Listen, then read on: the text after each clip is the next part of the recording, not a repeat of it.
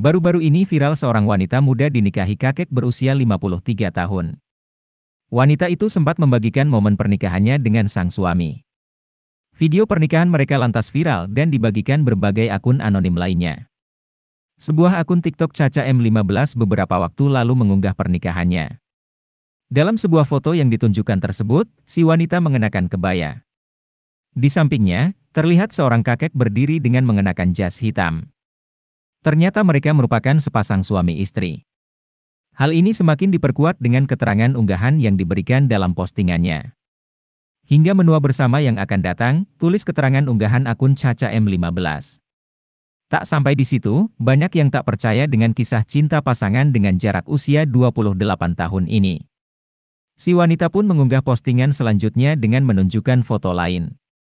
Ia mengunggah bukti buku nikah yang diedit menjadi sebuah kolase video. Dalam postingan tersebut, dirinya membuktikan jika telah menikah dengan sosok lelaki paruh baya itu. Lalu dilanjutkan pula dengan foto pernikahan keduanya yang sempat viral. Terungkap sosok wanita dan suaminya ini berada di Tugu Trenggalek. Deretan postingan momen pernikahan dari wanita ini pun juga ramai diunggah di akun TikToknya.